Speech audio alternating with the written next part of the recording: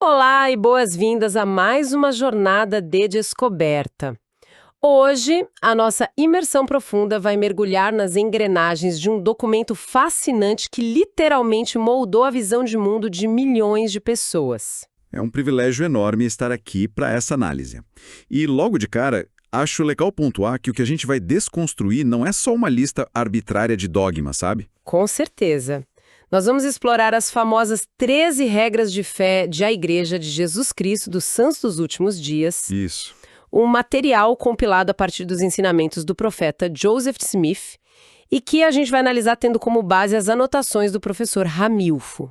É um verdadeiro estudo de caso sobre como crenças imensas, sabe, crenças de proporções cósmicas mesmo, podem ser condensadas em frases surpreendentemente curtas. E muito acessíveis, porque quando a gente observa de perto, essas 13 declarações funcionam como o alicerce de um edifício gigantesco. Uhum. Elas guiam desde a compreensão fundamental sobre a origem do universo até as decisões mais corriqueiras do dia a dia de quem segue essa religião. E a história de origem dessas regras é quase tão surpreendente quanto a própria profundidade teológica delas. Sem dúvida. Se a gente voltar no tempo, lá para a primavera de 1842, encontramos um cenário bem curioso. Havia um editor de jornal em Illinois chamado John Wentworth, que comandava o Chicago Democrat. Um jornal bem influente na época. Exato. Ele precisava de material para um amigo que estava escrevendo uma história de New Hampshire. E aí ele simplesmente pediu a Joseph Smith um resumo sobre o surgimento, os progressos, as perseguições e, claro, a fé do seu povo. E a ironia suprema de tudo isso é que o Wentworth nunca chegou a publicar o documento no jornal dele. Nunca publicou. Mas o texto acabou sendo impresso no periódico da própria igreja na época, o Times and Seasons. E assim, um simples pedido de relações públicas se transformou numa das peças doutrinárias mais importantes de todo o movimento. O que é fascinante aqui é como uma demanda trivial da imprensa no século XIX forçou a síntese de uma teologia que estava em plena efervescência. Sim. Porque, em vez de entregar um tratado impenetrável de centenas de páginas, que é o padrão em muitas tradições teológicas, né? A resposta veio em 13 pontos diretos e incisivos. É o ponto de partida perfeito para quem deseja entender as bases dessa religião sem se perder em jargões. A genialidade da coisa está justamente na clareza. Exatamente. E esse é o nosso objetivo na análise de hoje. A nossa missão é entender não apenas o que este grupo acredita em teoria, mas como esses princípios estruturam uma visão de mundo absolutamente completa. E quando a gente diz completa, estamos falando de uma linha contínua que vai desde a natureza molecular de Deus até tipo como alguém deve se comportar numa transação comercial na segunda-feira de manhã. Certo. Vamos desvendar isso, começando pela primeira parte, que trata de uma verdadeira e profunda ruptura com a tradição cristã estabelecida. A base de tudo. A primeira regra afirma a crença em Deus, o Pai Eterno, em seu Filho Jesus Cristo e no Espírito Santo. E à primeira vista, para quem tem uma bagagem cristã tradicional, isso soa como a formulação clássica da Trindade, né? Parece algo que se ouviria em qualquer missa ou culto. Sim, mas a diferença aqui é monumental. É o alicerce de toda essa ruptura. A crença de que esses são três seres separados e fisicamente distintos. O que já muda muita coisa. Mais do que isso, há uma rejeição absoluta de um Deus etéreo. A doutrina afirma categoricamente que Deus, o Pai, Jesus Cristo, possuem corpos físicos tangíveis, tão reais quanto o corpo de qualquer ser humano. Isso vai na contramão de quase 2 milênios de tradição filosófica e teológica. A explicação para essa rejeição de uma visão mais espiritualizada ou invisível de Deus tem raízes históricas muito profundas nas anotações do professor Ramilfo. Sim, a teologia deles aponta diretamente para o Credo de Nicéia, convocado pelo imperador Constantino lá no ano 325 d.C. Eles enxergam esse concílio como um momento em que as coisas saíram dos trilhos. A análise histórica aponta que o concílio de Nicéia, tentando unificar o império que estava fragmentado, misturou a doutrina cristã original com a filosofia grega especulativa da época. Exato. E o resultado dessa fusão foi a criação de um Deus descrito como incompreensível e sem corpo. partes ou paixões. A visão de Deus passou a ser a de uma força onipresente, um motor imóvel platônico, em vez de um ser literal. E essa religião rejeita totalmente esses credos pós-bíblicos. O argumento principal é que a primeira visão de Joseph Smith, onde ele relata ter visto duas personagens físicas, revelou que essas formulações filosóficas estavam simplesmente incorretas. Retorna-se então a um Deus tangível. Isso muda absolutamente tudo na forma como enxergam a mortalidade e o destino humano. Porque se Deus tem um corpo físico glorificado, o corpo humano deixa de ser visto como uma casca pecaminosa e passa a ser um passo necessário para se tornar semelhante ao divino. Uma mudança de paradigma enorme. E essa lógica de responsabilidade e evolução continua quando chegamos na segunda e terceira regras, que abordam a queda de Adão e a expiação. A segunda regra estabelece uma distinção muito crucial. A humanidade será punida por seus próprios pecados e não pela transgressão de Adão. Se conectarmos isso com um cenário mais amplo, percebemos uma rejeição frontal da ideia agostiniana de pecado original hereditário. Aquela ideia de que um bebê já nasce culpado. Isso. A crença de que uma criança nasce carregando a culpa de um evento ocorrido no Jardim do Éden é completamente descartada.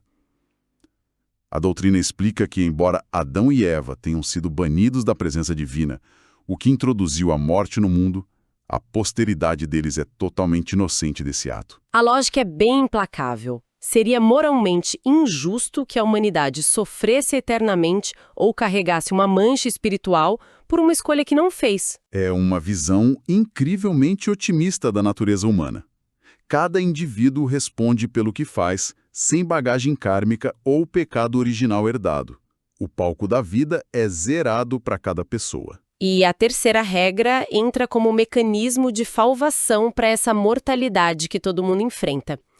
Afirma-se que, por meio da expiação de Cristo, toda a humanidade pode ser salva. Mas há uma ressalva essencial aí. Sim, exige a obediência às leis e ordenanças do Evangelho. E é exatamente nesse ponto que a teologia faz uma separação vital que confunde muitos observadores externos. A diferença entre imortalidade e vida eterna. Exatamente. Há uma diferença profunda entre esses dois conceitos. A imortalidade, que é simplesmente a ressurreição e a capacidade de viver para sempre, é considerada uma dádiva incondicional. Uma garantia para todos, independentemente das ações em vida. Isso é garantida pela graça divina, quer a pessoa tenha sido um santo ou um tirano. Mas a vida eterna, que é descrita como o privilégio de viver na presença de Deus e continuar a progredir, essa exige esforço. Exige uma parceria ativa. Sim, é preciso guardar mandamentos, participar de ordenanças e manter um padrão de conduta contínuo. Então, se a responsabilidade pessoal é a regra para o pós-vida, como isso se traduz nos passos práticos que alguém toma aqui e agora?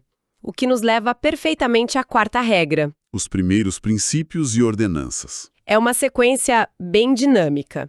Fé, arrependimento, batismo especificamente por imersão e a imposição de mãos para o dom do Espírito Santo. E sobre o arrependimento, o texto do professor Ramilfo traz uma abordagem de uma profundidade psicológica formidável.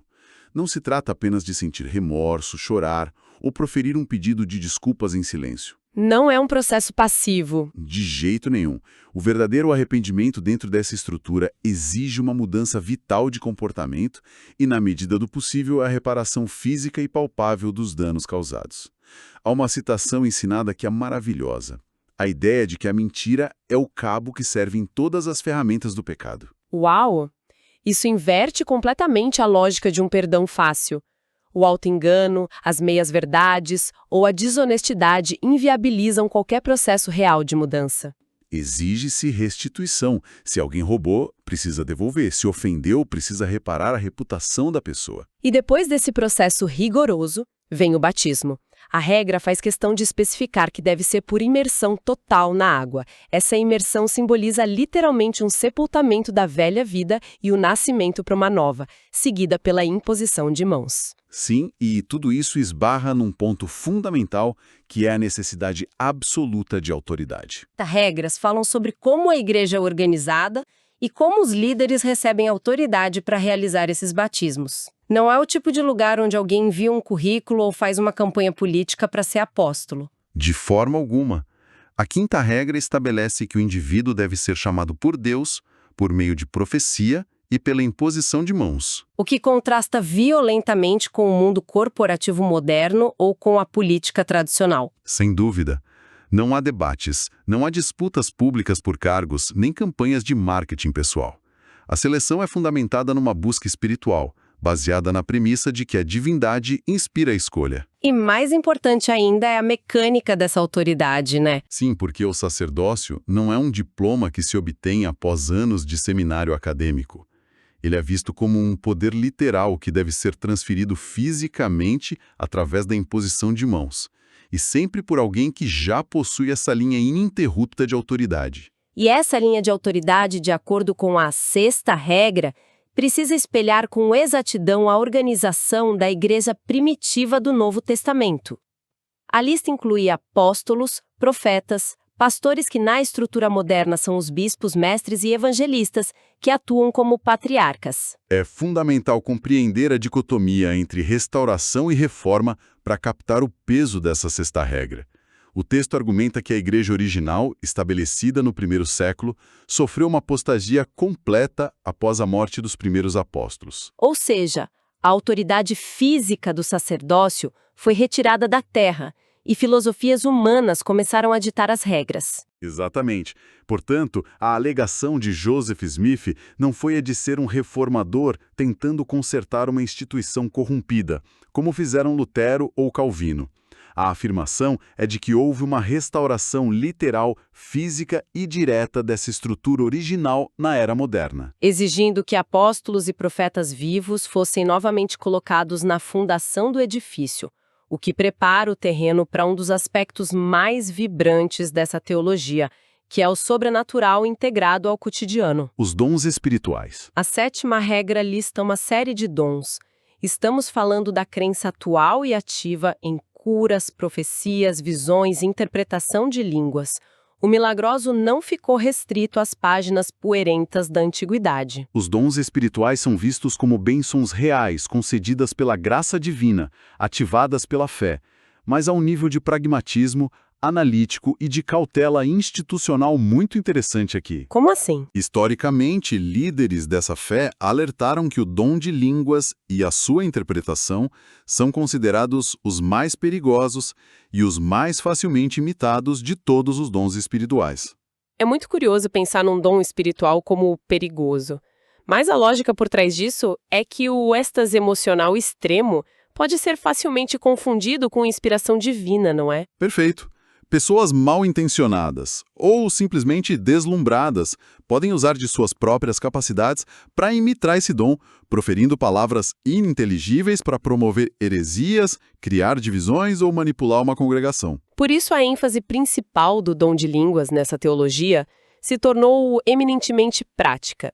É a capacidade acelerada que jovens missionários recebem para aprender idiomas complexos ao redor do mundo e poder comunicar a mensagem de forma clara e racional. E essa busca por clareza se estende para a forma como lidam com as Escrituras, o que nos leva à oitava regra. A crença na Bíblia como a palavra de Deus é firme, mas vem acompanhada de uma ressalva histórica e textual importantíssima. E é desde que esteja traduzida corretamente. Em paralelo, há a inclusão do Livro de Mórmon. E essa ressalva sobre a Bíblia é essencial para entender a mente de quem adere a essa fé. Sim, porque há o reconhecimento acadêmico e teológico de que, ao longo dos séculos de copistas monásticos, traduções sucessivas e decisões de concílios, partes claras e preciosas do texto original foram perdidas. Ou até corrompidas intencionalmente. Então, apesar de venerarem a Bíblia e a usarem diariamente, recusa-se a ideia da inerrância bíblica absoluta. O texto não é infalível. E aí é que entra o Livro de Mórmon. Ele funciona como um texto companheiro, uma testemunha adicional que corrobora e esclarece as doutrinas que ficaram confusas no texto bíblico. Mas é a nona regra que realmente expande o horizonte. Afirma-se a crença em tudo que Deus já revelou, em tudo que é revelado agora e a convicção de que muitas coisas grandes e importantes ainda serão reveladas no futuro. Essa é a doutrina da revelação contínua. O cânon de escrituras não está fechado. Para usar uma analogia do nosso mundo tecnológico, é como se a maioria das tradições religiosas operasse com um sistema de software fechado. Um sistema onde o código-fonte foi escrito há 2 milênios, gravado em pedra e não pode mais receber nenhuma alteração. E o máximo que se pode fazer é criar novas interpretações ou patches não oficiais. Exato. Mas aqui, a doutrina descreve algo totalmente diferente. Um sistema operacional conectado à nuvem, que recebe atualizações contínuas diretamente da divindade. A analogia é excelente. Esse sistema operacional recebe tanto correções de bugs na forma de esclarecimento sobre práticas passadas que já não se aplicam, quanto novos recursos e diretrizes para enfrentar dilemas éticos e sociais modernos. Essa conexão direta não ficou presa na Era do Bronze. Não mesmo. A promessa é de que a inspiração desça sobre a liderança atual como o orvalho dos céus para navegar os problemas complexos de hoje. Isso confere à instituição uma capacidade de adaptação extraordinária. E essa visão dinâmica do presente nos impulsiona diretamente para a visão do futuro e do dever cívico na sociedade.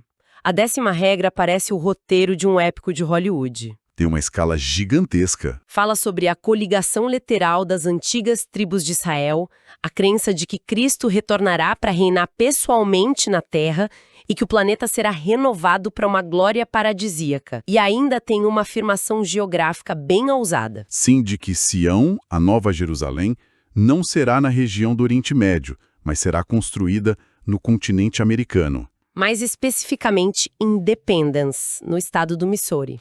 A narrativa opera numa escala milenar impressionante. A teologia aguarda uma restauração literal das condições paradisíacas da Terra, como era antes da queda, marcando uma época de paz absoluta onde Cristo será o único legislador e governante mundial. É uma visão escatológica imponente, uma utopia teocrática grandiosa, mas isso gera uma fricção imediata com o mundo real. Como assim? Como um grupo de pessoas que possuem uma expectativa milenar tão gigantesca, focada em construir fisicamente uma nova Jerusalém sob o comando direto de Cristo, consegue se relacionar com prefeitos locais, recolhimento de impostos e burocracia estatal? Isso levanta uma questão importante, e é exatamente a tensão que as 2 regras seguintes vêm solucionar. A 11ª e a 12ª regras funcionam como âncoras na realidade cotidiana. Apesar de estarem construindo Sião. Exato. A 12ª regra declara a submissão absoluta a reis, presidentes, governantes e magistrados, além da obediência, honra e manutenção das leis do país onde residem. A postura oficial ensinada é de estrita neutralidade política partidária. Há um incentivo veemente para que se atue com cidadania exemplar, participando do processo democrático, estudando as propostas, mas a instituição em si não se alinha a governos temporais. A coexistência pacífica é a regra do jogo. E a 11ª regra aprofunda isso de forma muito humanitária. Ela trata do privilégio inalienável de adorar a Deus de acordo com a própria consciência, e vai além. Exige que esse mesmíssimo privilégio seja concedido a todas as pessoas, deixando-as adorar como, onde ou o que desejarem. E o contexto histórico por trás dessa formulação é de tirar o fôlego. Sem dúvida. A regra sobre liberdade de adoração e tolerância não foi redigida do alto de uma torre de marfim por líderes que estavam no conforto de uma posição de poder. Joseph Smith escreveu sobre tolerância religiosa no momento em que ele e seu povo estavam sendo caçados, brutalmente perseguidos, tendo propriedades incendiadas. Eles estavam enfrentando ordens de extermínio emitidas pelo próprio governo estadual do Missouri. O peso disso é incomensurável. É um apelo desesperado e vívido pela coexistência pacífica, forjado na bigorna da intolerância mais extrema. E a ética ensinada reflete isso. A liberdade religiosa ou funciona como um guarda-chuva para todo mundo, inclusive para os ateus e para as fés concorrentes, ou simplesmente não funciona para ninguém. É um princípio de tolerância universal. O que nos conduz com perfeição para a pedra angular da conduta pessoal, A 13ª regra, a admoestação de Paulo, que funciona como código de ética que dita as ações diárias. Ela começa afirmando a crença em ser honesto, verdadeiro, casto, benevolente, virtuoso e em fazer o bem a todos. Essa última regra é essencialmente o teste de estresse da religião no dia a dia. A teologia só tem valor se alterar o comportamento. E como isso se traduz na prática? Fala-se, por exemplo, sobre o imperativo de ser verdadeiro. O texto traz a ideia de probidade, uma integridade tão enraizada que se torna a resposta instintiva da pessoa, independentemente de haver câmeras por perto ou auditorias. A metáfora do cartão de crédito Mormon, citada no documento, explica isso de forma brilhante. Imaginemos um conceito onde o simples fato de um indivíduo pertencer a esse grupo fosse a garantia inquestionável no mundo dos negócios de que as contas seriam pagas no prazo. De que a palavra seria honrada.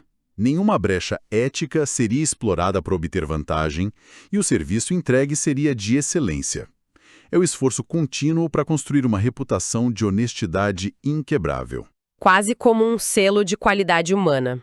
A regra também impõe padrões rigorosos de castidade, estabelecendo que a intimidade física é sagrada e deve ser expressa exclusivamente dentro dos limites do casamento. Mas o aspecto da benevolência abordado no texto traz uma camada belíssima à discussão.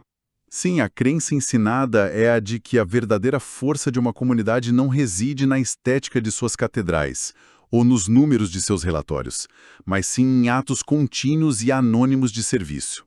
Existe um ensinamento poderoso dentro dessa cultura que diz que não há limite para o bem que o indivíduo pode realizar no mundo, desde que ele não se preocupe minimamente em saber quem vai levar o crédito por isso. O verdadeiro poder está no anonimato. Isso vira de cabeça para baixo a lógica atual das redes sociais. Hoje em dia, a boa ação frequentemente só tem valor de mercado se for filmada, editada com uma música triste e postada em busca de curtidas. É uma cobrança incisiva de integridade no escuro, fazer o bem quando ninguém está olhando. E, finalmente, a regra fala sobre suportar todas as coisas. A resiliência mental. O ensinamento prático e psicológico dessa doutrina é de que o desânimo crônico é uma das armas mais poderosas de Satanás. É uma ferramenta eficiente para destruir o potencial humano. Convencer alguém de que não há salvação, de que o esforço é inútil ou de que o mundo está perdido é visto como uma tática destrutiva que deve ser combatida. A instrução é preencher a vida com tantas coisas boas e produtivas que o cinismo simplesmente não encontra espaço para criar raízes. O foco é sempre na agência humana e na capacidade de construção. Então, o que tudo isso significa na prática quando damos um passo para trás e olhamos o quadro completo? Ao desconstruirmos essas 13 regras, o que vemos não é um amontoado de ideias soltas. É um projeto de engenharia social e espiritual. É uma arquitetura impressionante. Elas conseguem viajar das questões mais insondáveis e cósmicas, como a anatomia literal do Criador e o destino milenar do planeta Terra, até o lembrete incisivo e prático de que o indivíduo precisa ser um cidadão pacífico. Um cidadão que paga os impostos em dia, respeita profundamente a crença do vizinho e tenta a todo custo ser uma pessoa honesta. É o manual de como construir uma comunidade altamente coesa, resiliente e focada na ação, baseada em textos fundacionais. Exato. E isso nos leva à reta final da nossa imersão de hoje. Que levanta uma reflexão final, um pensamento provocativo que transcende as fronteiras dessa religião específica. A nossa análise revelou uma teologia baseada no conceito de um cânon aberto, um sistema que recebe revelações e atualizações contínuas para lidar com dilemas contemporâneos. Como nosso sistema operacional em nuvem. Exatamente. E isso gera um contraste profundo com a forma como a nossa sociedade secular se organiza. Pensemos no direito constitucional, por exemplo. Nossas leis máximas, as constituições que regem nações inteiras, operam sob a lógica de um cânon estritamente fechado. Textos redigidos há décadas ou até séculos por pessoas que não faziam ideia do que seria a internet, a inteligência artificial ou a bioética moderna. E a nossa sociedade secular é obrigada a torcer, esticar e reinterpretar constantemente as palavras de legisladores mortos para tentar encaixá-las nos problemas de hoje. O questionamento que fica para quem está ouvindo a gente é o seguinte: Como as nossas instituições civis e legais funcionariam se adotassem uma estrutura de revelação contínua? Uma excelente pergunta. Se, em vez de reverenciarmos textos estáticos do passado, tivéssemos um mecanismo dinâmico para reescrever as regras fundamentais em tempo real, sem o peso da burocracia, adaptando-se de forma ágil aos desafios morais do presente. É uma provocação sobre como equilibramos tradição e inovação, tanto na fé quanto no direito. E, no nível mais pessoal, se fosse necessário condensar toda a bússola moral, crenças filosóficas e regras de conduta de alguém em apenas 13 frases curtas, o que estaria nessa lista? E será que essas regras sobreviveriam ao teste do tempo durante mais de um século? Uma reflexão formidável para encerrar a nossa imersão. Imaginar o sistema judiciário rodando num software baseado em nuvem definitivamente muda a perspectiva sobre leis e dogmas. Nós agradecemos imensamente a companhia de todo mundo que acompanhou a gente nessa jornada de descobertas pelas 13 regras de fé e pelo excelente material base de hoje. A exploração das ideias não termina aqui. Continuem questionando o mundo ao redor, mantenham a curiosidade acesa e continuem buscando entender as estruturas que movem as sociedades. Até a nossa próxima análise profunda, o conhecimento nunca para. Um abraço e até mais!